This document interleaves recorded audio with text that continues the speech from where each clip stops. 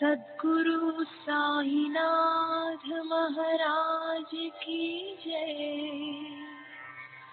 सद्गुरु श्री साईनाथुनि शरद बाबू जी की जय।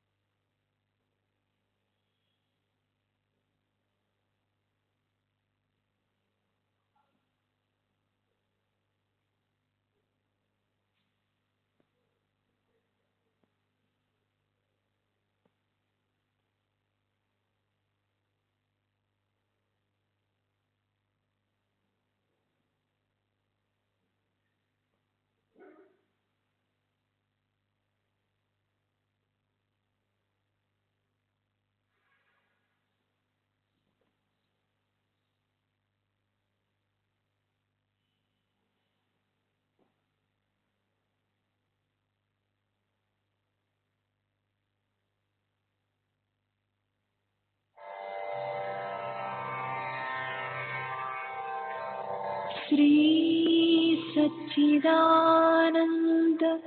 सद्गुरु साईनाथ महाराज की जय। सद्गुरु श्री साईनाथुनि शरद बाबू जी की जय।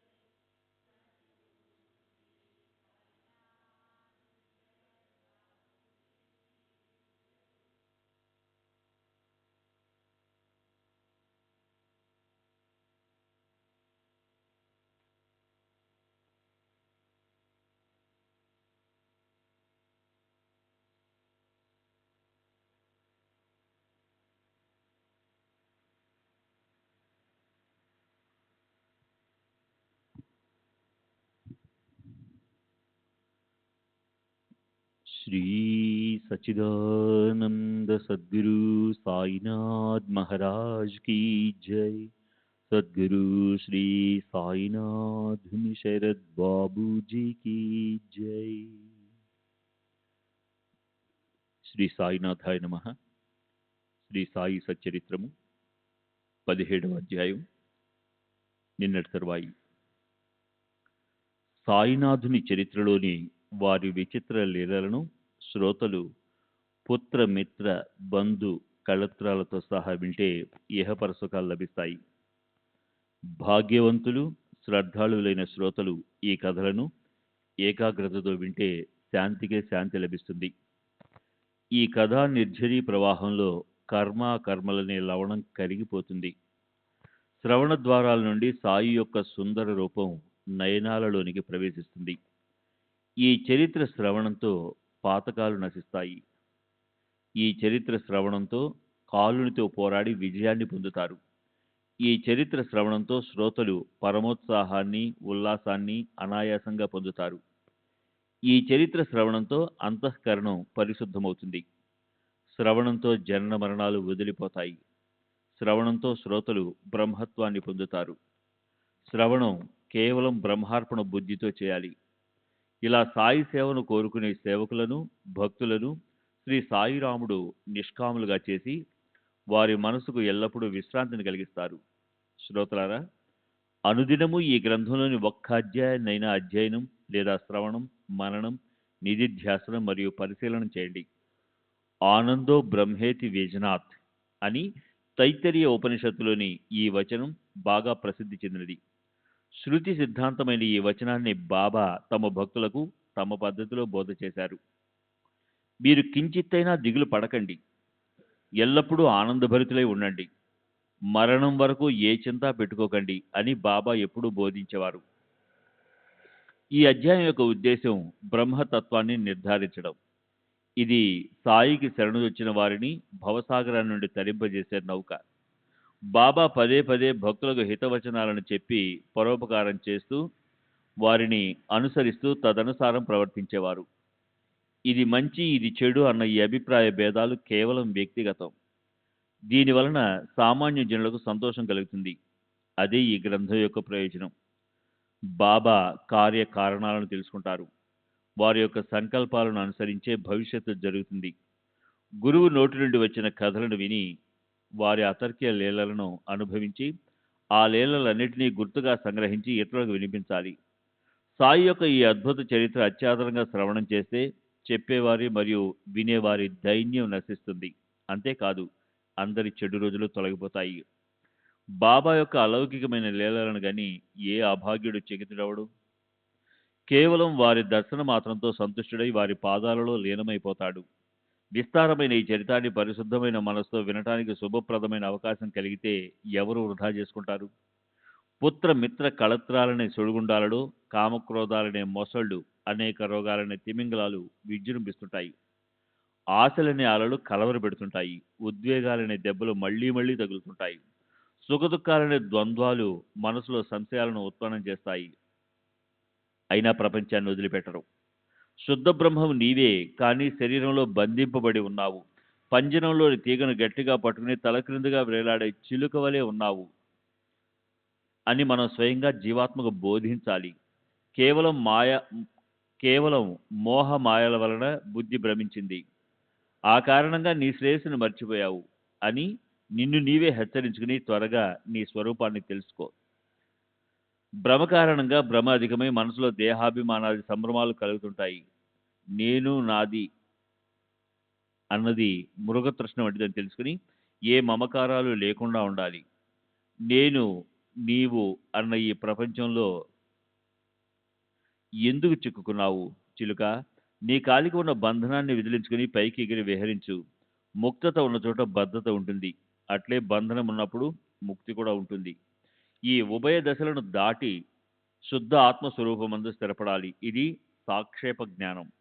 సుఖం మరియు దుఃఖం అనే అజ్ఞానాన్ని వదిలి జ్ఞానాన్ని సంపాదించుకుంటే బ్రహ్మజ్ఞానం సమీపంలోనే ఉన్నట్లు. శరీరంలో నేను, నీవని భేదభావం ఉన్నంత వరకు నీవు స్వహితాన్ని తెలుసుకోలేవు. అందువలన నీ, నా అన్నదాన్ని వదిలేసాయి. కృపణునిలా శరీరాన్ని అంటిపెట్టుకోవడం మానేసి నిన్ను నీవు తెలుసుకో. కుబేరుని వంటి ధనవంతుడు భిక్షావృత్తితో తిరుగుతుంటే అది కేవలం అజ్ఞానం వలన ఆపాదించుకున్న దౌర్భాగ్యమే. ఎప్పుడూ ఉత్తమమైన శాస్త్రాలను శ్రవణం చేయాలి. సద్గురు యొక్క వచనాలను విశ్వాసంతో పాటించాలి. వారిని శ్రద్ధగా అనుసంధానం చేయాలి. జనులు గురువుల ఆచార పద్ధతులను చూచి తమను తాము ఉద్ధరించుకోవడానికి మార్గాలను ఎన్నుకుంటారు. అలా అసంఖ్య జీవులు ఉద్ధరింపబడి మోక్షాన్ని సహజంగా పొందుతుంటాయి. భవబంధనాలు విడిపోయే గడిలు ఎప్పుడు వస్తుందా అని అహర్నిశలు ఆలోచించేవారు త్వరగా విముక్తిని పొందుతారు. ప్రపంచం నిస్సారమని బాగా తెలుసుకుని వీలైనంత వరకు ఏకాంతాన్ని సదుపయోగం చేసుకుని ఏకాంతంలో ఎప్పుడు అధ్యయనంలోనూ ఆత్మచింతనలోనూ ఉండాలి. శిష్యుల సంపూర్ణ వినయ విధేయతలు, శ్రద్ధ, భక్తి గల మనసుతో సాష్టాంగపడి శరణు వేడితే తప్ప గురువు జ్ఞాననిధిని ప్రసాదించరు. గురువుకు సర్వస్వాన్ని అర్పించి వారి శుశ్రూష చేయాలి. బంధ మోక్షాల గురించి బాగా తెలుసుకోవాలి. విద్య గురించిన ప్రశ్నలను గురువుని అడిగి తెలుసుకుని సఫలతను చెందాలి. ఆత్మ ఎవరో, పరమాత్మ ఎవరో అన్న విషయాలను గురువు తప్ప ఎవరూ చెప్పరు. గురువుకు సంపూర్ణంగా శరణాగతులైతే తప్ప వారు ఏ కాస్త జ్ఞానాన్ని ప్రసాదించరు.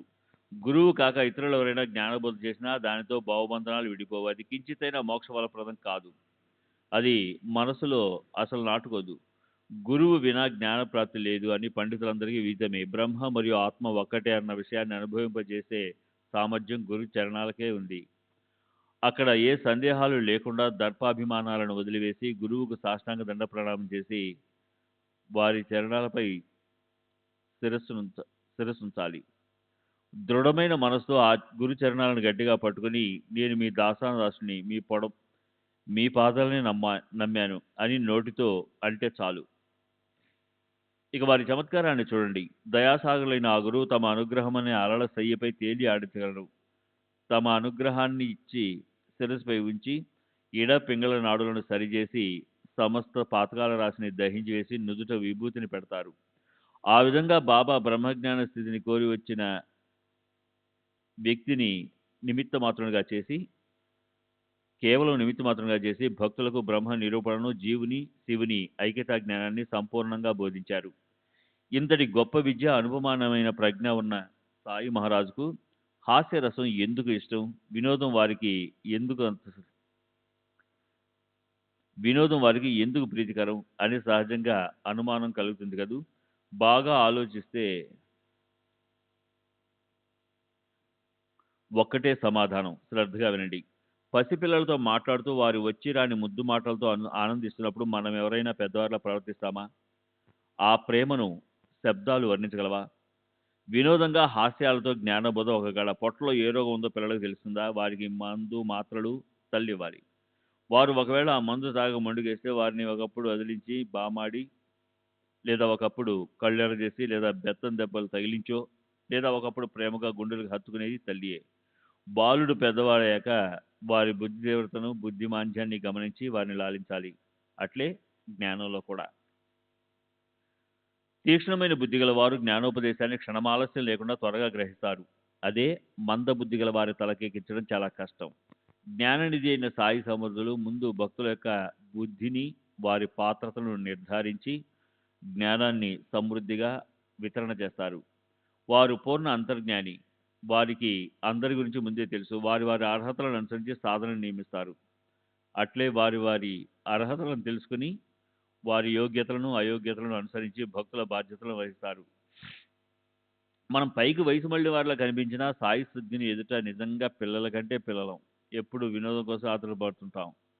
బాబా వినోదానికి నిలయం. ఎక్కడ ఎవరికి ఏది రుచిస్తుందో చక్కగా తెలుసుకుని భక్తుల కోరికలను తీర్చి వారిని సంతుష్టులను చేస్తారు. బుద్ధిమంతులు కానీ లేదా మందబుద్ధులు కానీ ఈ చరిత్రను పఠిస్తే పరమానందం కలగదు.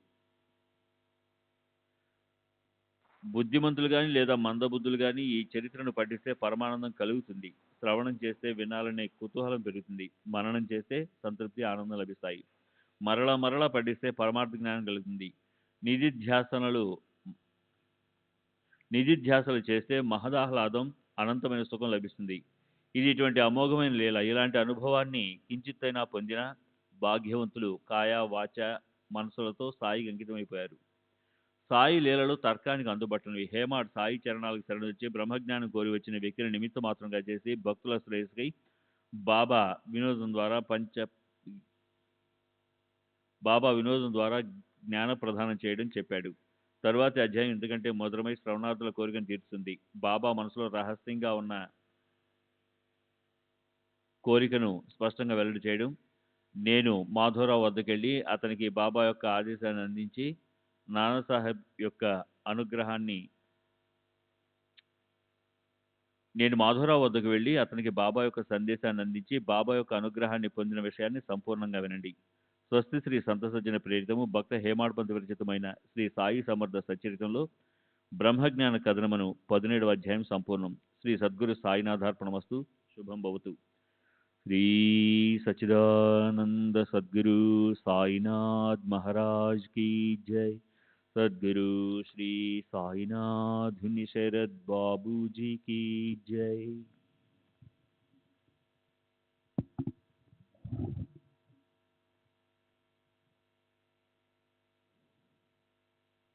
శ్రీ సాయి సచ్చరిత్ర 18వ అధ్యాయము. శ్రీ గణేశాయ నమః. శ్రీ సరస్వతాయ నమః. శ్రీ గురుభ్యో నమః. శ్రీ కులదేవతాయ నమః. శ్రీ శ్రీ సీతారామచంద్రోభ్యాయ నమః. శ్రీ సద్గురు సాయినాథాయ నమః. పరమ సత్యము నిత్యము అయిన సద్గురుదేవ మీకు జయము జయము. మీరు భక్తులకు ఈ జగత్తు మిథ్య అన్న అనుభవాన్ని కలిగిస్తారు.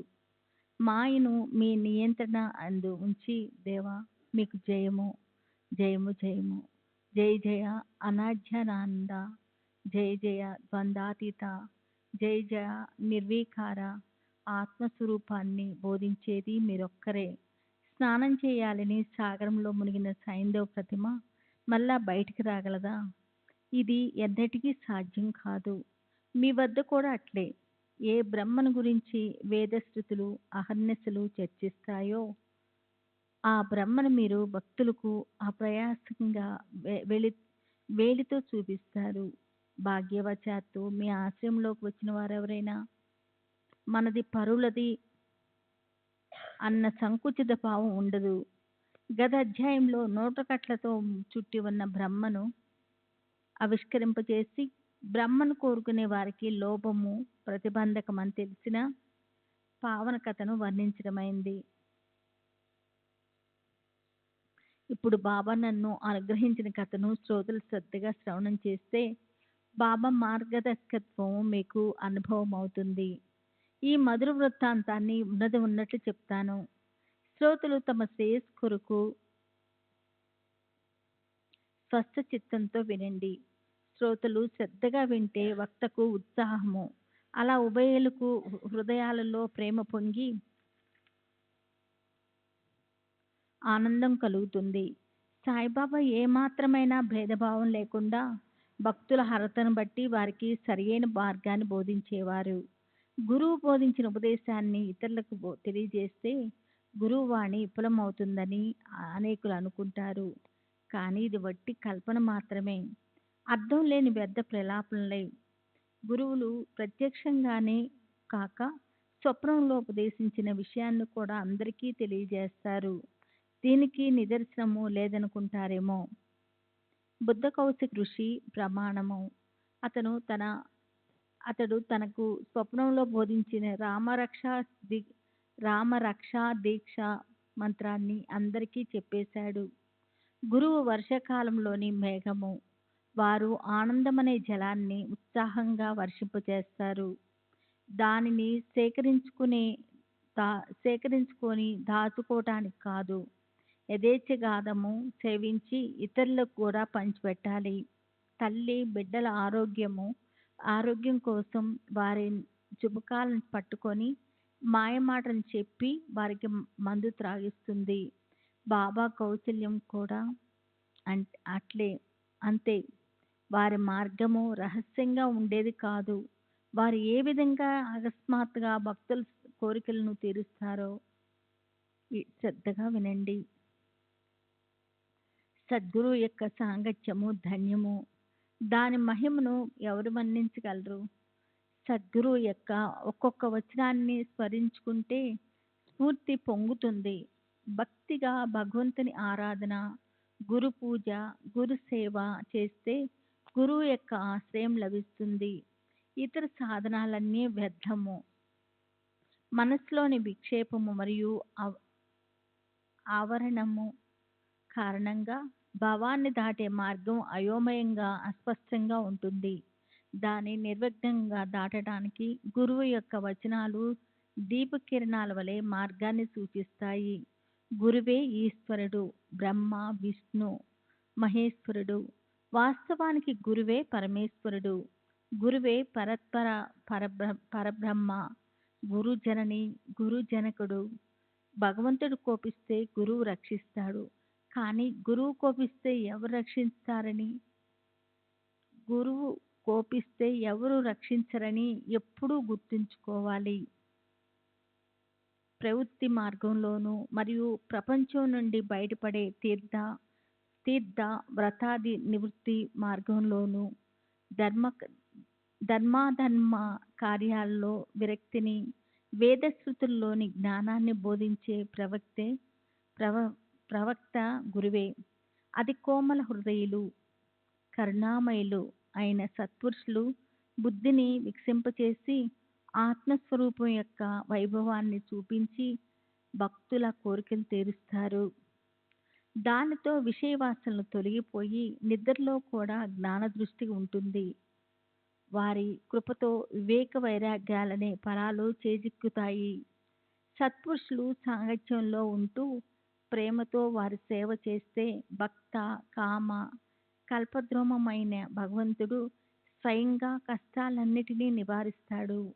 ఎల్లప్పుడూ సత్వరులై ఉంటూ సత్పురుషుల కథలను శ్రవణం చేయాలి. సత్పురుషుల పాదాలకు వందనం చేయండి. పాప ప్రక్షాళనం అవుతుంది.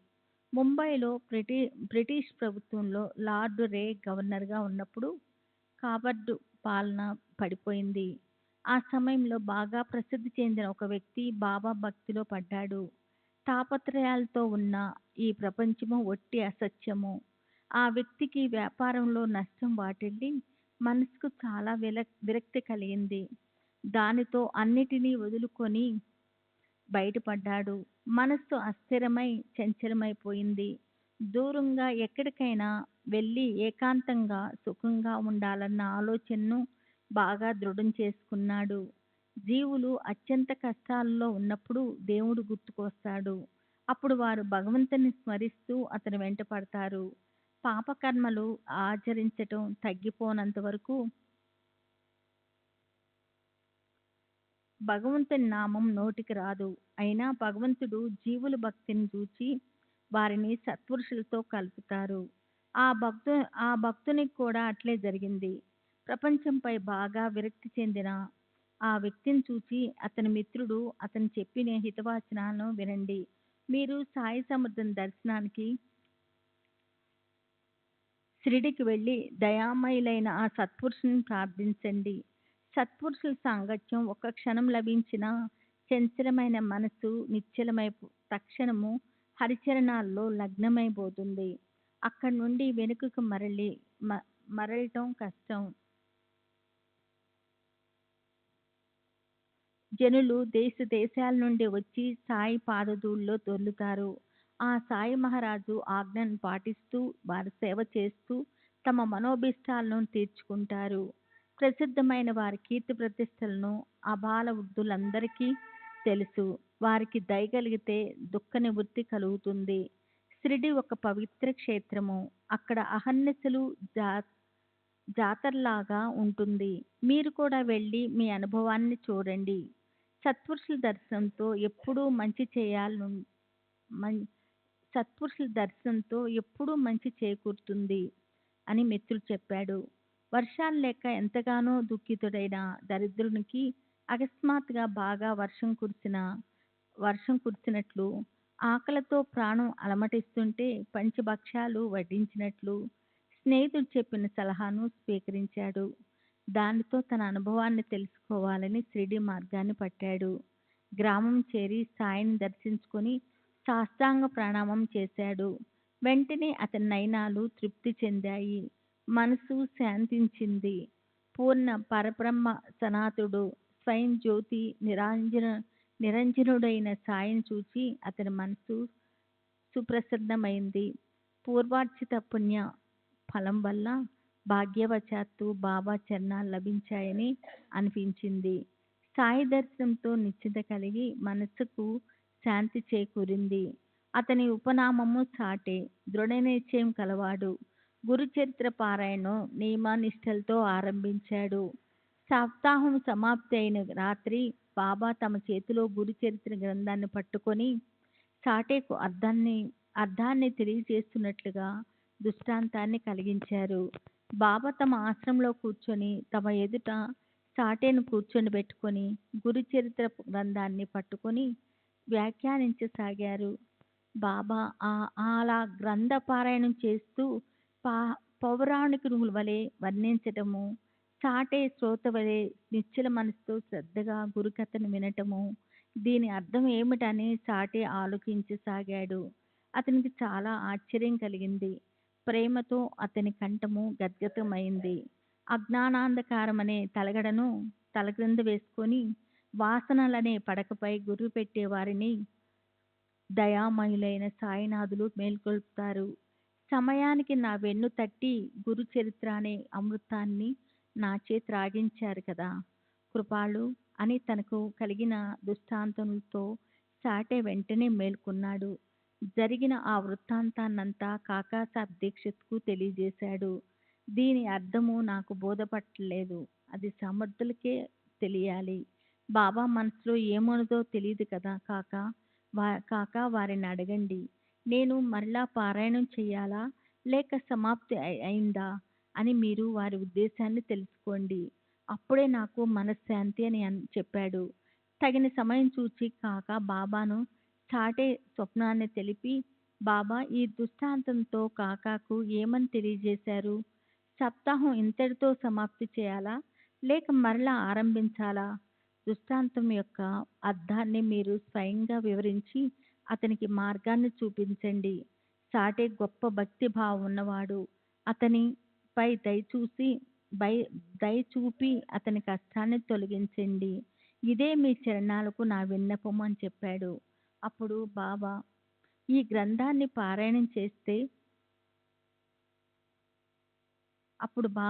మరొకసారి పారాయణం జరగని అని ఆజ్ఞాపించి, గురువు యొక్క ఈ గ్రంథాన్ని పఠిస్తే భక్తులు పవిత్రులవుతారు. ఈ గ్రంథాన్ని పారాయణం చేస్తే శుభం కలుగుతుంది. పరమేశ్వరుడు ప్రసన్నుడవుతాడు. భవబంధనాలు విడిపోతాయి అని చెప్పారు. వారు ఈ విషయాన్ని చెప్తున్నప్పుడు నేను బాబా పాదాలు పడుతున్నాను. నా మనసులో ఆశ్చర్యం కలిగి అనేక ఆలోచనలు లేచాయి. ఇదేమిటి బాబా, సాటే శ్రమ లేకుండానే ఫలితము?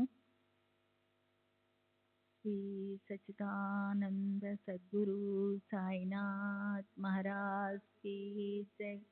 सद्गुरु श्री साईनाथ निसरद बाबू जी की जय.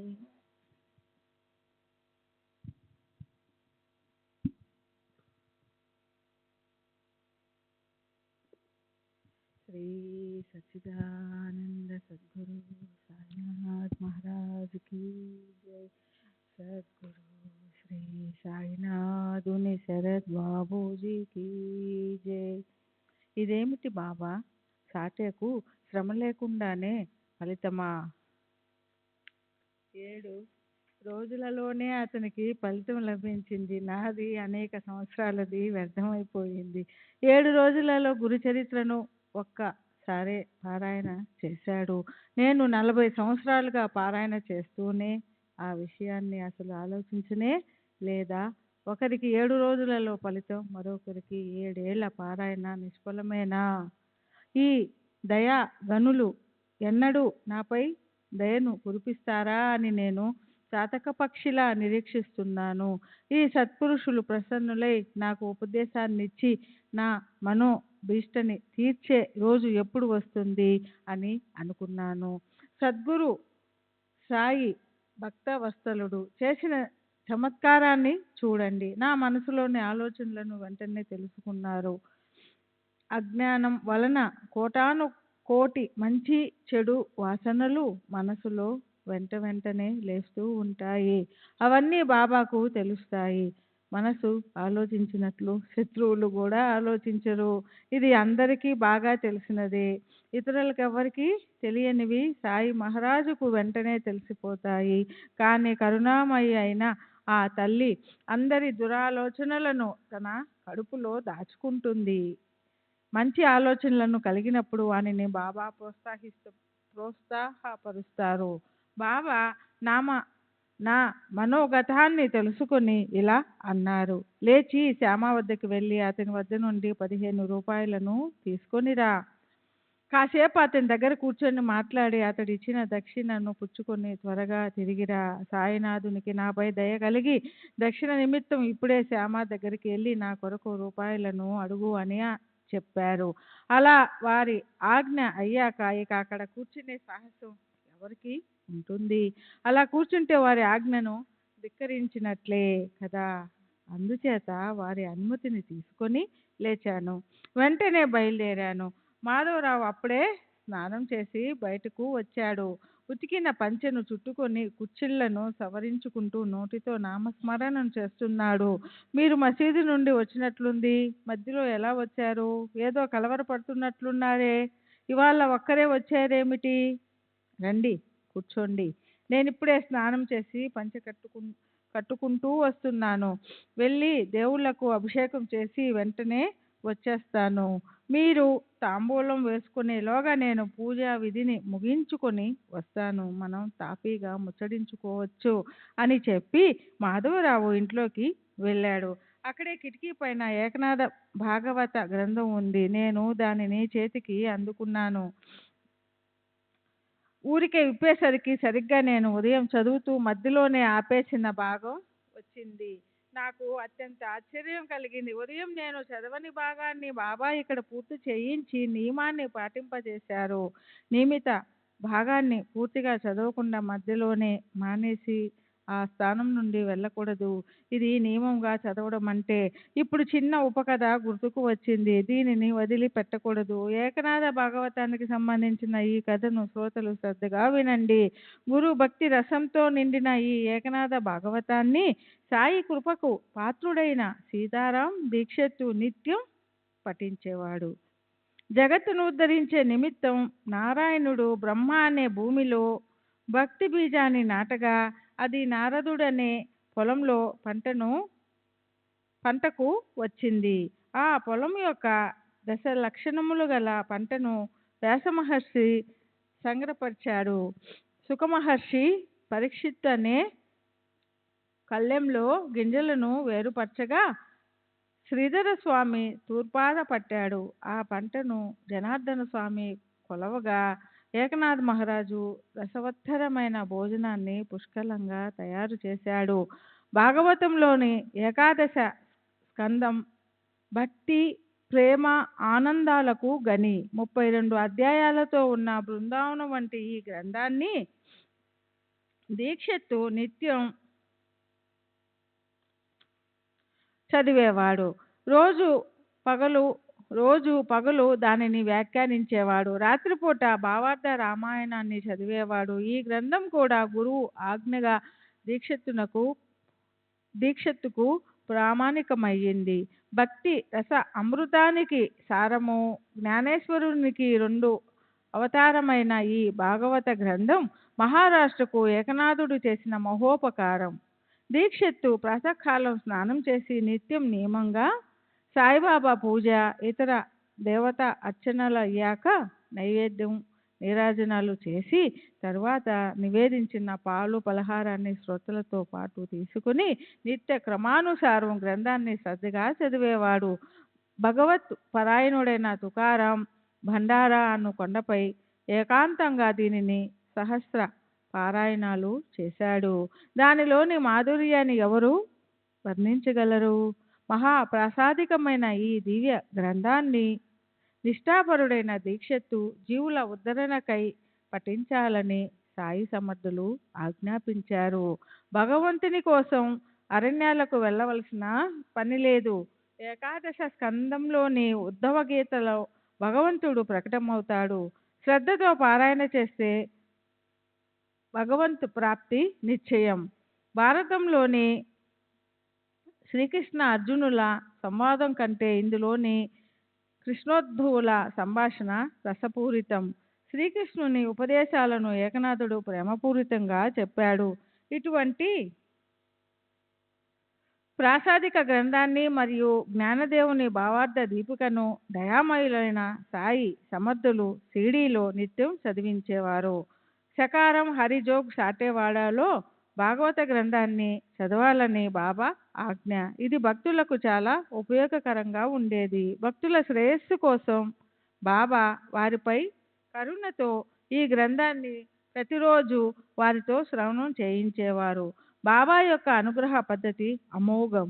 ఒక్కొక్కరికి ఒక్కో విధంగా ఉపదేశించేవారు. భక్తులు దగ్గరలో ఉన్న దేశాంతరాలలో ఉన్న వారి హృదయాలలో సన్నిహితంగా ఉండేవారు. తామును మసీదులోనే కూర్చొని ఉన్న ఎవరికైనా ఏదైనా పని అప్పచెప్పితే వారికి తమ శక్తిని ప్రసాదించి ఆ కార్యాన్ని చేయించుకునేవారు. బాబు సాహెబ్ జోగుకు వాడాలో గ్రంథాన్ని పఠించమని చెప్పారు. దానిని అతడు నిత్యం నియమంగా చదివేవాడు. వినడానికి శ్రోతలు కూడా వచ్చేవారు. మధ్యాహ్నం భోజనం తర్వాత జోగు రోజు బాబా వద్దకు వచ్చి వారి చరణాలకు నమస్కరించి విభూదిని తీసుకుని గ్రంథ పఠనానికై వారి ఆజ్ఞను తీసుకునేవాడు. ఒకప్పుడు జ్ఞానేశ్వరిని, మరొకప్పుడు ఏకనాథ భాగవతాన్ని పఠించేవాడు. ఎంతో ఆనందంతో పారాయణం చేసి అర్థాలను విశ్లేషించి బాగా వ్యాఖ్యానించేవాడు. అలా బాబా అతనికి ఆజ్ఞ ఇచ్చిన తర్వాత తమ దర్శనానికి వచ్చిన కొందరు భక్తులకు అది శ్రవణం చేయండి వెంటనే పంపించేవారు. ఒక్కోసారి సంక్షిప్తంగా ఒక కథలాగా చెప్పేవారు. వారిని శ్రోతలు తమ చెవులలో నింపుకునేవారు. ఇంతలో బాబా వెంటనే వాడాకు వెళ్ళి గ్రంథశ్రవణం చేయండి చెప్పేవారు. శ్రోతలు భక్తి భావంతో వాడాకు వెళ్ళగా అక్కడ వారికి బాబా చెప్పిన కథే నడుస్తూ ఉండేది. అప్పుడు వారికి విషయం బాగా స్పష్టంగా పూర్తిగా అర్థమయ్యేది. జ్ఞానేశ్వరి లేదా ఏకనాథుని భాగవతం చదువుతూ ఉన్న బాబా చెప్పిన కథలనే వివరిస్తూ ఉంటే శ్రోతలకు చాలా విశిష్టంగా అనిపించేది. గ్రంథంలోని 1-2 భాగాలను చదవమని బాబా ఆదేశించకపోయినా జోగు అంతకుముందు బాబా చెప్పిన ప్రసంగానికి సరిపోయే కథను చదివేవాడు. భగవద్గీత, భాగవతం ఈ రెండు ముఖ్య గ్రంథాలే భాగవత ధర్మానికి సారాభూతం. జోగు వీటిని నిత్యం పఠించేవాడు. భావార్థ దీపిక అన్న పేరుతో ఉన్న గీత, జ్ఞానేశ్వరి టీకా మరియు ఏకనాథుని భాగవతంలోని ఏకాదశ స్కందం పరమార్థ నిరూపణకు ఆధారాలు. శ్రీ సచ్చిదానంద సద్గురు సాయినాథ్ మహారాజ్ కీ జై. సద్గురు శ్రీ సాయినాథుని శరత్ బాబూజీ కీ జై. శ్రీ సచ్చిదానంద సద్గురు సాయినాథ్ మహారాజ్ కీ జై. సద్గురు శ్రీ సాయినాథుని శరత్ బాబూజీ కీ జై. అలా నిత్య క్రమానుసారం భాగవత పఠన జరుగుతుంటే నేను కూడా ఎప్పుడూ పఠించేవాడిని. కానీ ఆ రోజు అంతరాయం కలిగింది. ఒక కథను సగం చదివి భక్త సమూహం మసీదుకు బయలుదేరుతుంటే చదువుతూ ఉన్న గ్రంథాన్ని అక్కడ పెట్టి నేను కూడా అక్కడికి వారితో పరిగెత్తాను. నాకు బాబా వచనాలను వినాలన్న కోరిక, కానీ బాబా సంకల్పం వేరే. భాగవత పఠనాన్ని వదిలి ఇతర కష్టాలు పడటం వారికి సమ్మతం కాదు. అందువలన నేను ఆ రోజు చదవవలసిన భాగాన్ని బాబా నాచే చదివించారేమోనని అనిపిస్తుంది. వారి లీలను తలచుకుంటే ప్రేమ ఉప్పొంగుతుంది. ఇక్కడితో భాగవత కథ, ఉపకథ కూడా అయిపోయినవి. మాధవరావు పూజ ముగించుకుని బయటకు వచ్చాడు. శ్యామ వద్ద నుండి 15 రూపాయలు దక్షిణను తీసుకునిరా అన్న బాబా ఆజ్ఞను నేను తీసుకుని వచ్చాను. నేను బాబా పాదసేవ చేస్తూ కూర్చుండగా అకస్మాత్తుగా నీవు స్మరణకు వచ్చావు. అంతే, లేచి శ్యామ వద్దకు వెళ్ళి దక్షిణను తీసుకునిరా. అతని ఇంట్లో కాసేపు కూర్చుని మీరు ఉభయులు పరస్పరం ముచ్చటించుకున్న తర్వాత తిరిగిరా అని బాబా చెప్పారు. మాధవరావు అది విని అత్యంత ఆశ్చర్యచకితుడయ్యాడు. రూపాయలకు బదులుగా నా నమస్కారాలే నా దక్షిణ అని అన్నాడు. సరే అలాగే అని అతని 15 నమస్కారాలను కొంగున మూట కట్టుకున్నాను. ఒక పని అయింది. ఇక అతనితో ముచ్చటించాలి కదా. అతనితో ఏం కబుర్లు చెప్తావో చెప్పి నా కుతూహలాన్ని తీర్చు. బాబా యొక్క పావన యశోగంగలో మునిగి మన పాపాలను నశింపచేసుకుందామని అన్నాను. మాధవరావు సరే కూర్చోండి. ఈ దేవుని లీల ఎటువంటిదో మీకంతా తెలుసు. కాసేపు విశ్రామంగా కూర్చోండి. ఇదిగో ఈ ఆకులు కూడా పుచ్చుకోండి. వక్కలు, సున్నం డబ్బాలో ఉన్నాయి. తలపై టోపీ పెట్టుకుని నేను ఒక్క క్షణంలో వచ్చేస్తాను. సాయిబాబా యొక్క లీల అగాధం. నేను మీకు ఎంతని చెప్పను. షిరిడీకి వచ్చినప్పటి నుండి మనం కొంచెం చూసామా. నేను కేవలం గ్రామవాసుని, మీరంతా పట్టణ వాస్తవ్యులు. అంతులేని వారి లీలలను మీ వద్ద నేను ఎలా వర్ణించను అని అంటూ మాధవరావు ఇంట్లోకి వెళ్ళి దేవునికి పత్రి పుష్పాలను సమర్పించి టోపీ పెట్టుకుని వెంటనే వచ్చి నా వద్ద కూర్చున్నాడు. తర్కానికి అందని ఈ దేవుని లీలలను, వారి కౌశల్యాన్ని ఎవరు తెలుసుకోగలరు? వారి లీలలకు అంతులేదు అని అవి విలక్షణమైనవి. మీరంతా గొప్ప విద్యావేత్తలు, ఒకరికి మించి ఒకరు జ్ఞానులు. తెలివిలేని గ్రామవాసులమైన మాకు బాబా చరిత్ర ఎలా అర్థమవుతుంది? ఏ విషయాలైనా వారు స్వయంగా చెప్పలేరా? మా వద్దకు పంపించడం ఎందుకు? వారు చేసేది ఏమిటో వారికే తెలుసు. వారి ప్రవర్తన మానవుల వంటిది కాదు. ఇప్పుడు ఒక మంచి విషయం గుర్తుకు వచ్చింది. ఆ విషయాన్ని చెప్పి సమయాన్ని సద్వినియోగం చేసుకుంటాను.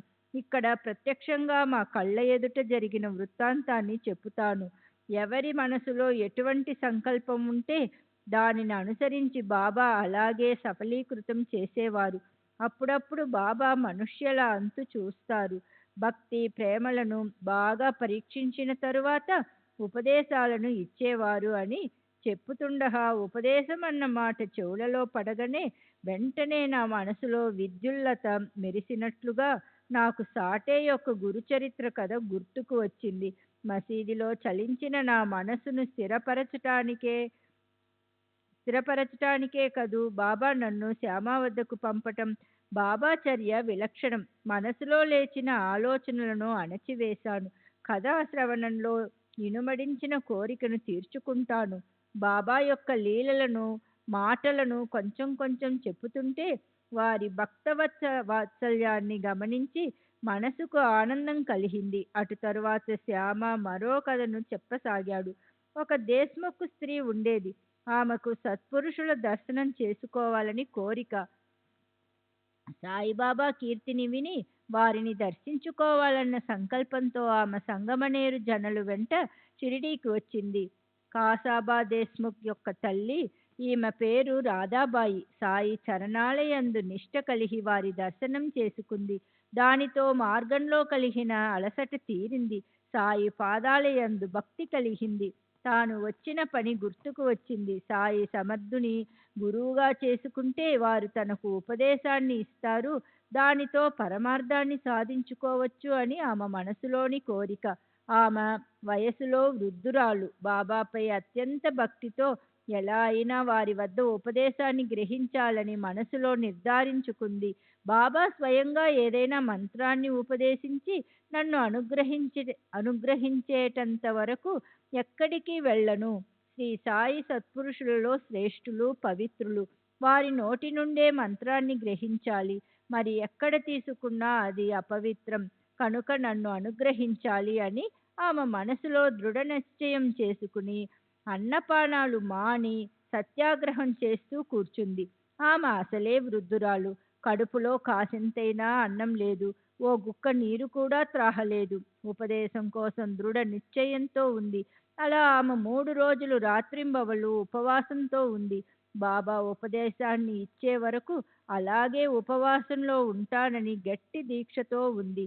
మంత్రోపదేశాన్ని తీసుకోకపోతే షిరిడీకి రావడం వ్యర్థమని తాను బస చేసిన చోట మరణానికి కూడా సిద్ధపడింది. అలా అన్నపానాలు మాని 3 రోజులు తపస్సు చేసి ఆమె అలసి నీరసించిపోయింది. చాలా ఉదాసీనురాలైంది. ఇదేం బాగాలేదు.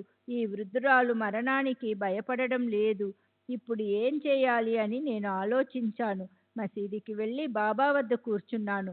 బాబా రోజు వలనే కుశల ప్రశ్నలు వేశారు. శ్యామ, ఇవాళ ఏమిటి సంగతి? అంతా బాగానే ఉంది కదా? ఆ నారాయణుని బుర్ర బాగా పాడైంది. నన్ను చాలా కష్టపెడుతున్నాడు అని అన్నారు. వృద్ధురాలి దీక్ష విషయంలో నేను అసలే బాగా బాధతో ఉన్నాను. కనుక బాబాను ఆ సమస్యను ఎలా పరిష్కరించాలి అని అడిగాను. ఇదేం చమత్కారం, ఇదేం గారడి, మీ లీల ఇతరులకు అర్థం కాదు. మీరు ఒక్కో వ్యక్తిని ఊరికి రప్పించి వారి విషయం మమ్మల్ని అడుగుతారు. ఆ వృద్ధురాలు దేశ్ముఖిని ఆహారం మానేసి 3 రోజులు మీ కారణంగా ఉపవాసం ఉంది. ఆమె పరమ మొండిది. మీ చరణాలయందు ఆమెకు చాలా నిష్ఠ. ఆమెను అసలు చూడనైనా చూడకుండా ఎందుకు ఇలా బాధ పెడుతున్నారు? ఆమె అసలే ఎండిపోయిన కట్టెలా ఉంది. పైగా మూఢంగా పట్టుదలతో ఉంది. ఆహారం లేక ప్రాణం పోగొట్టుకునేలా ఉంది. సాయిబాబా దర్శనానికి వృద్ధురాలు ఉపదేశం కొరకు వెళ్ళగా వారు ఆమెను కరుణించకుండా మరణానికి అప్పజెప్పారు అని లోకులు అంటారు. బాబా, ఇలాంటి అపవాదు రాకూడదు. ఆమెకు హితోపదేశం చేసి ఆమెను అనుగ్రహించండి. ఆ అపవాదును ఆపండి. శరీరంలో శక్తి లేక ప్రాణాలు నిలువక ఆమె మరణిస్తుంది. మీకు అపకీర్తి కలుగుతుంది. ఆమె కఠిన దీక్ష మాకు చాలా బాధగా ఉంది. దురదృష్టవశాత్తు ఆమె మరణిస్తే అనుచితమైన ఘటన సంభవిస్తుంది. ఆ వృద్ధురాలు మరణానికి సిద్ధమైంది. ఆమెను కరుణించకపోతే ఆమె బ్రతుకుతుందనుకోను. మీరు స్వయంగా ఆమెకి ఏదైనా చెప్పండి అని అన్నాను. ఈ అధ్యాయం ఇక్కడితో అయింది. మిగతా కథను వినాలన్న శ్రోతల కోరిక తరువాతి అధ్యాయంలో ప్రేమరసపూరితమైన కథతో తీరుతుంది. ఆ వృద్ధురాలికి బాబా ప్రేమతో ఇచ్చిన హితోపదేశాన్ని శ్రద్ధగా శ్రవణం చేస్తే అజ్ఞానంతో చేసే పట్టుదల పారిపోతుంది. హేమత్ సాయి చరణాలకు శరణుజొచ్చి అనాయాసంగా భవాన్ని తరించడానికి శ్రవణంలో తత్పరులు అవండి అని శ్రోతలకు నమస్కరిస్తున్నాడు. స్వస్తి. శ్రీ సంత సజ్జన ప్రేరితము భక్త హేమాత్పంత్ విరచితము అయిన శ్రీ సాయి సమర్థ సచ్చరితంలో మదనుగ్రహం అను 18వ అధ్యాయం సంపూర్ణం. శ్రీ సద్గురు సాయినాథార్పణమస్తు. శుభం భవతు. శ్రీ సచ్చిదానంద సద్గురు సాయినాథ్ మహారాజ్ की जय. सद्गुरु श्री साईनाथ निसरत बाबू जी की जय.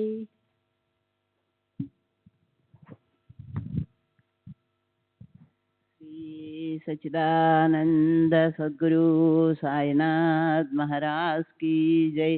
सद्गुरु श्री साईनाथ निसरत बाबू जी की जय. श्री साई सचरिता 19వ అధ్యాయము. శ్రీ గణేశాయ నమః. శ్రీ సరస్వత్యై నమః. శ్రీ గురుభ్యో నమః. శ్రీ కులదేవతాయై నమః. శ్రీ సీతారామచంద్రాభ్యాం నమః. శ్రీ సద్గురు సాయినాథాయ నమః. సాయి సూక్ష్మం కంటే అత్యంత సూక్ష్మం, మహత్తు కంటే అత్యంత మహత్తు. ఈ ఆ బ్రహ్మస్తంభ పర్యంతం వస్తుజాలమంతా సాయియే. ఇటువంటి సద్వస్తువుకు రంగు రూపాలతో ఒక ఆకారాన్నిచ్చి చర్మ చక్షువులతో చూడాలనే కోరిక కలిగింది. సూర్యోపాసకులు సూర్యునికి భక్తిభావంతో ఒత్తులతో హారతినిస్తారు. విఘ్నేశ్వరుని భక్తులు బెల్లంతో గణపతిని చేసి బెల్లం నైవేద్యం పెడతారు. సముద్రంలోని నీటిని దోసిలితో తీసుకొని సాగరానికి అర్ఘ్యమిస్తారు. ఇవన్నీ గమనిస్తే అనుచితంగా ఉంటాయి. సూర్యదేవుడు, సాగరుడు గొప్ప ప్రభావం కలవారు. భక్తుల భావాన్ని ఉదార స్వభావంతో చూస్తారు. వారు ఉచితానుచితాలను పట్టించుకోరు. భక్తుల గౌరవాన్ని నిలబెట్టడం వారి పని. సమానశీల వ్యసనేషు సఖ్యం, ఇది సామాన్య సూత్రం. అయినా శరీరం మరియు ఆత్మ యొక్క సంగమం పరమ అనివార్యం. ఇవి పరస్పరం భిన్న స్వభావం కలవి. అయినా రెండింటికి విలక్షణమైన స్నేహం. ఒకటి లేక మరొకటి విడిగా క్షణమైనా ఉండలేవు. ఈ శరీరం నశించిపోయేది, ఆత్మ నిర్వికారం, నశించనిది. అయినా రెండింటికి అపారమైన ప్రేమ. అందువలననే ప్రపంచంలో చక్రభ్రమణ ఆత్మ మహాశక్తి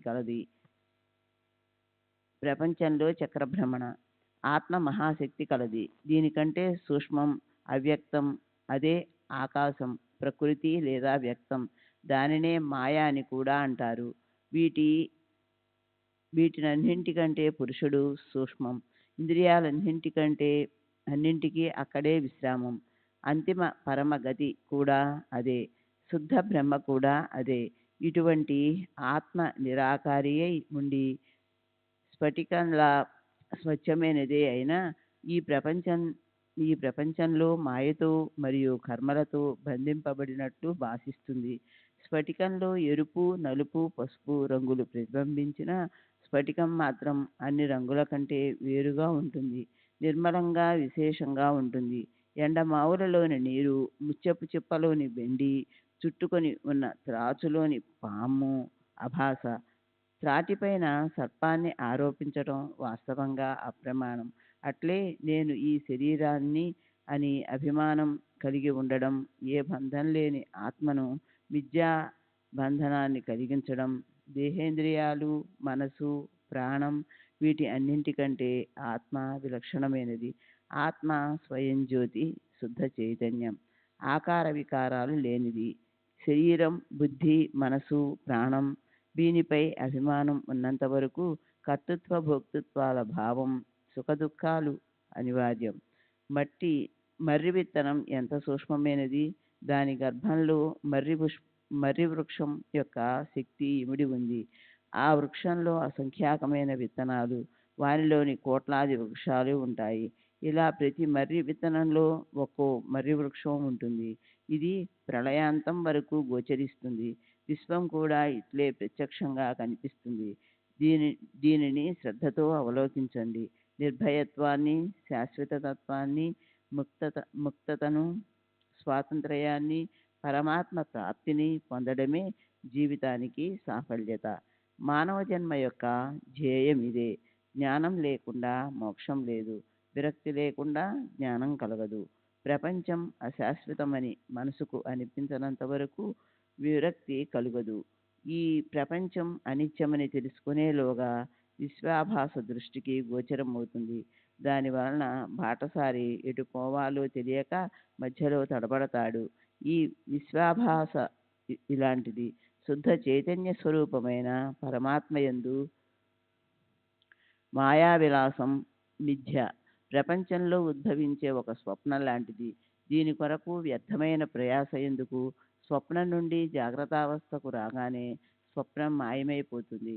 అందువలన ఆత్మస్వరూపంలో స్థిరపడిన వారు ప్రపంచంలో విషయ సుఖాలను కోరుకోరు. ఆత్మ ఒక్కటే అన్న జ్ఞానం మరియు ఆత్మ యొక్క యథార్థ జ్ఞానం లేకుండా శోక మోహాది బంధనాలను విడిపించుకోవడానికి ఆత్మ జాగృతి తప్ప అన్యోపాయం లేదు. సాధనలన్నింటిలో జ్ఞానమే శ్రేష్టమైనప్పటికీ బాబా అహోరాత్రులు సర్వసాధారణంగా భక్తి మార్గాన్ని అవలంబించాలని ఉపదేశించేవారు. జ్ఞాన మార్గం యొక్క మహిమను తెలుపుతూ ఆ మార్గం రామఫల సమానమని, భక్తి మార్గం స్వల్ప సాధనతో కూడుకొని మధుర రసంతో ఉన్న సీతాఫలాన్ని సేవించడం లాంటిదని చెప్పేవారు. భక్తి స్వచ్ఛమైన సీతాఫలం వంటిది. జ్ఞానం పరిపక్వమైన రామఫలం వంటిది. ఒకటిని మించి మరొకటి సువాసనలతో మధుర రసంతో ఉంటాయి. రామఫలాన్ని కాయగానే కోసి పండిస్తే దానిలోని గుజ్జు వగరుగా ఉంటుంది. చెట్టుపైన పండే వరకు ఓపికగా ఉన్న వారికే అది మధురంగా ఉంటుంది. రామఫలం చెట్టుపైన పరిపక్వమైతే అది మధుర రసంతో ఉంటుంది. నేలపైన పండిస్తే వగరుగా ఉంటుంది. చెట్టుపైన పండించడాన్ని ఎరిగిన వారే దాని రుచిని ఆస్వాదించగలరు. సీతాఫలానికి ఈ ప్రయాస లేదు. గుణం తక్కువైనా విలువ ఎక్కువే. రామఫలానికే పతన భయం ఉంది. అట్లే జ్ఞానులకు కూడా నిర్భయం అనేది ఉండదు. వారు అష్టసిద్ధులను జయించాలి. ఏమాత్రం అలసత్వం పనికిరాదు. అందువలననే సాయి దయామయులు చాలా వరకు తమ భక్తులకు భక్తి మరియు నామస్మరణ గురించే వివరిస్తుండేవారు. శ్రీ సచ్చిదానంద సద్గురు సాయినాథ్ మహారాజ్ కీ జై. సద్గురు శ్రీ సాయినాథుని శరత్ బాబూజీ కీ జై. శ్రీ సచ్చిదానంద సద్గురు సాయినాథ్ మహారాజ్ కీ జై. సద్గురు శ్రీ సాయినాథుని శరత్ బాబూజీ కీ జై. శ్రీకృష్ణ భగవానుడు జ్ఞానం కంటే ధ్యానం శ్రేష్టమైనదని అర్జునునికి చెప్పాడు. అట్లే సాయిబాబా కూడా భక్తుల భవబంధనాలు విడిపోవటానికి ఇదే సాధన చెప్పారు. ఈ విషయాన్ని ఇలా ఉంచి గత అధ్యాయంలో వర్ణిస్తూ అసంపూర్తిగా వదిలిన దానిని నేను ఇప్పుడు చెబుతాను. శ్రోతలారా, శ్రద్ధగా వినండి. శక్తి ఉడిగిపోయిన వయోవృద్ధురాలు సాయి వద్ద నుండి మంత్రోపదేశాన్ని కోరి ఉపవాస వ్రత దీక్షను చేపట్టి ఒక కష్టాన్ని సృష్టించింది. ఆమె పరిస్థితిని చూసి భీతి చెందిన మాధవరావు బాబా వద్దకు వెళ్ళి మధ్యవర్తిగా మాట్లాడాడు. ఇది పూర్వకథ. సాయి యొక్క సంకల్పాలను ప్రకాశింపచేసే ఈ చరిత్ర అనే జ్యోతి వెలిగింది. దీని వెలుగు భక్తులకు మార్గదర్శకమై వారికి యోగ్యమైన మార్గం లభించుగాక. బాబా ఆజ్ఞానుసారము మాధవరావు నాకు చెప్పాలని ఆరంభించిన సుందరమైన కథను మరలా మనవి చేస్తాను. వృద్ధురాలి నిగ్రహాన్ని చూసి బాబా ఆమె మనసును మార్చి ఆమెను అనుగ్రహించిన అభినవ కథ. బాబా ఆ స్త్రీని ప్రేమతో పిలిపించి, అమ్మా, నువ్వెందుకు ఇలా సత్యాగ్రహాన్ని చేస్తున్నావు? మరణించాలని ఎందుకు అనుకుంటున్నావు? బాబా ఎవరైనా ప్రౌఢ స్త్రీని అమ్మ అని, పురుషులను కాక, బాపు, బా బాయి అని మధురంగా పిలిచేవారు. వారి అంతరంగం ఎంత ప్రేమమయమో వారి పలుకు కూడా అట్లే మంజులం. దీన దయాళువైన శ్రీ సాయి దీన దుర్బలుల యందు కరుణ కలిగి ఉంటారు. ఆమెను పిలిచి తమ ఎదుట కూర్చుండబెట్టుకుని తమ గురుత్వం యొక్క గుప్తమైన తాళం చెవిని ప్రేమగా ఆమె చేతికిచ్చారు. ప్రపంచంలోని దుఃఖాలను ఉపశమింపచేయటానికి, భక్త చకోరాల దప్పికను తీర్చటానికి చితజ్ఞులైన సాయి కురిపించిన ఆనందరసాన్ని సేవించండి. అమ్మా, నిజం చెప్పు, ఇలా ఎందుకు నీ ప్రాణానికి ముప్పు తెచ్చుకున్నావు? నేను రొట్టె ముక్కలను అడుక్కునే పకీరును మాత్రమే. నాపై దయ చూపించు. నేను నిజంగా నీ బిడ్డను. నీవు తల్లివి. పరమసుఖాన్ని కలిగించే ఒక విషయాన్ని నీకు చెబుతాను. శ్రద్ధగా విను. మా గురువు గొప్ప అవలియ, దయామయుడు. నేను వారి సేవ చేసి చేసి అలసిపోయాను. కానీ వారు నా చెవిలో ఏ మంత్రాన్ని ఉపదేశించలేదు. వారిని ఎన్నడూ వదిలిపెట్టకూడదని నా దృఢమైన నిశ్చయం. ఎంత శ్రమ పడైనా వారి నోటి నుండి మంత్రాన్ని గ్రహించాలని నా కోరిక. కానీ వారు ముందు నన్ను దోచుకున్నారు. 2 పైసలైనా యాచించారు. వానిని నేను వెంటనే ఇచ్చేశాను. మంత్రాల కొరకు ఎంతగానో ప్రార్థించాను. మా గురువు ఏ కోరికలు లేనివారు. వారికి 2 పైసలతో ఏం పని? శిష్యులను డబ్బు అడిగే వారిని నిష్కాములని ఎలా అనగలం అని సందేహించకండి. వారికి వ్యవహారికమైన పైసలపై కోరిక లేదు. వారికి పైసల ఆలోచనే లేదు. వారికి కాంచనంతో ఏం పని? వారు అడిగినవి 2 శ్రద్ధ మరియు సహనం. ఇవే 2 పైసలు, వేరే ఏవీ కావు. నేను వానిని అప్పుడే ఇచ్చేశాను. దానితో గురుమాత ప్రసన్నులయ్యారు. అమ్మ, ధైర్యమే సహనం. దీనిని ఎప్పుడూ దూరం చేసుకోకూడదు. ఎప్పుడైనా సరే ఏ కఠిన సమస్య ఎదురైనా ఇదే తీరానికి చేరుస్తుంది. పురుషులలోని పౌరుష శక్తి అయిన ఈ సహనం పాప తాప దైన్యాలను నివారిస్తుంది. యుక్తి ప్రయుక్తులతో ఆపదలను తొలగిస్తుంది. భయభీతులను నెట్టివేస్తుంది. కీర్తి ప్రతిష్టలను కలిగించేది ఈ సహనమే. ఇది కష్టాలను తరిమివేస్తుంది. ఇది ఎవరికీ అంతుపట్టనిది, ఆలోచనల కందనిది. సహనం సద్గుణాలకు గని, సద్విచారాలకు రాణి. శ్రద్ధ మరియు సహనం ఈ 2 స్నేహంగా ప్రాణానికి ప్రాణంలా ఉండే అక్కా చెల్లెళ్ళు. సహనం లేకపోతే మనుషుల పరిస్థితి దైన్యం. గొప్ప పండితుడైన, గుణవంతుడైన సహనం లేని జీవితం వ్యర్థం. గురువు మహాసమర్థులైన కేవలం శిష్యుల ప్రజ్ఞానాన్ని, గురు చరణాలలో ప్రబల నిష్టను, దృఢమైన శ్రద్ధను, ధైర్యాన్ని, సహనాన్ని అపేక్షిస్తారు.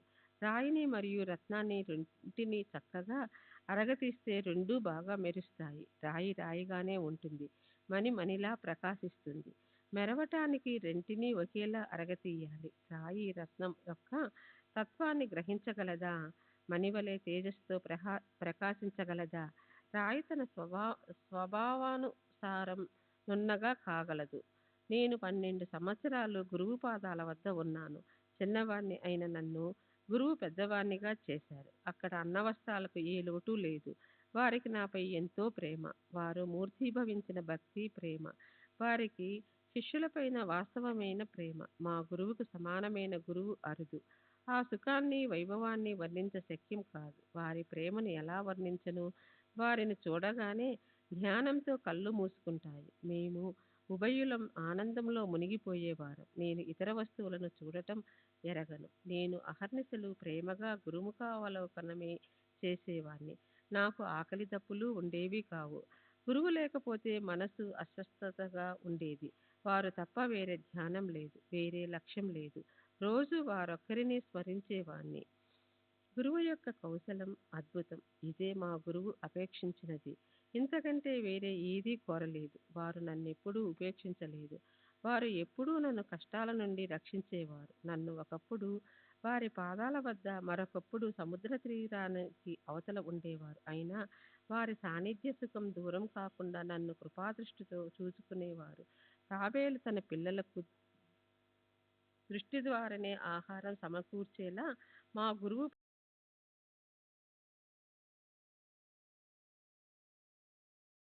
ప్రమాణపూర్వకంగా నమ్ము. గురువు నా చెవిలో ఏమీ చెప్పలేదు, వదలేదు.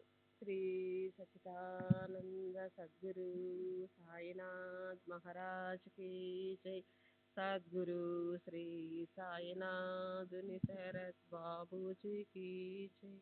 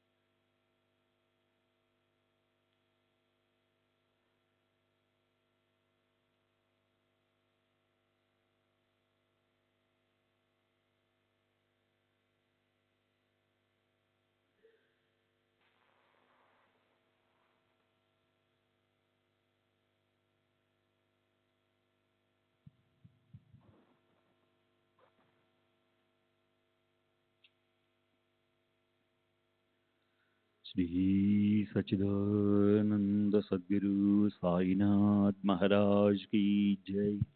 सद्गुरु श्री साईनाथ शरद बाबूजी की जय.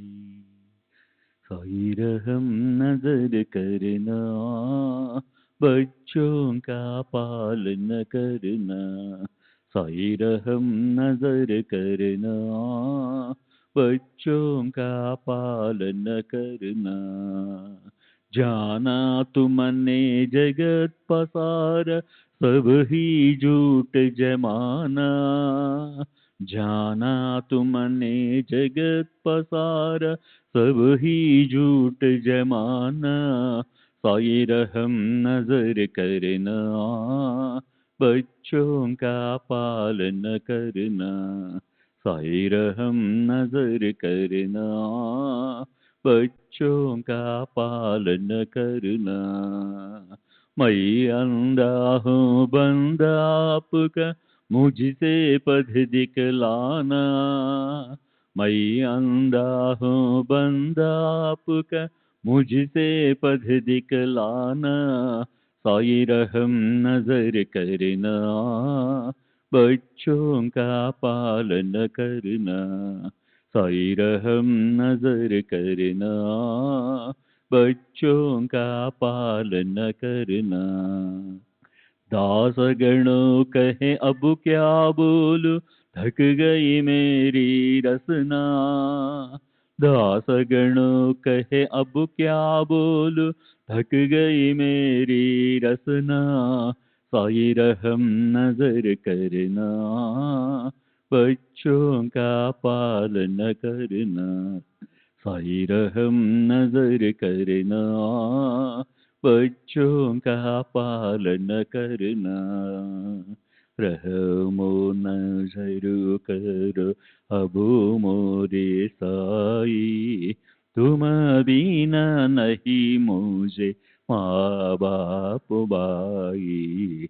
रहमो नजर करो मैं अंधा हूँ बंदा तुम्हारा. मैं मुड़ा हूँ बंदा तुम्हारा, मैं ना जानू, मैं ना जानू, मैं ना जानू, अल्लाह इलाही रहमो नज़र करो, रहमो नज़र करो, अबू मोरे साई, तुम बिना नहीं मुझे माँ बाप बाई, नमो नज़र करो, खाली जमाना मैंने गमाया, खाली जमाना मैंने गमाया, साथी आखिर का, साथी आखिर का, साथी आखिर का, तुम बिना कोई, रहमो नज़र करो, रहमो नज़र करो, अबू मोरे साई, तुम बिना नहीं मुझे माँ बाप बाई, रहमो नज़र करो, अपने मस्जिद का झाड़ू गणो है, अपने मस्जिद का झाड़ू गणो है, मालिक हमारे, मालिक हमारे, मालिक हमारे, तुम बाबा साई, रहमो नज़र करो, रहमो नज़र करो, अबू मोरे साई, तुम बिना नहीं मुझे माँ बाप बाई, रहमो नज़र करो। श्री सच्चिदानंद सद्गुरु साईनाथ महाराज की जय। सद्गुरु श्री साईनाथ धुनी शरद बाबू जी की जय।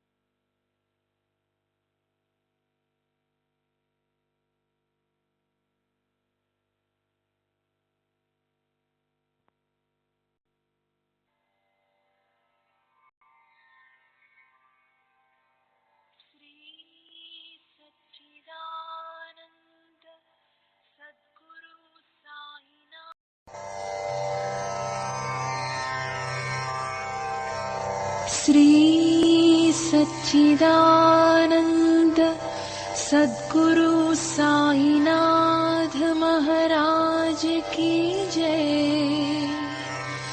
सद्गुरु श्री साईनाथुनि शरद बाबू जी की जय।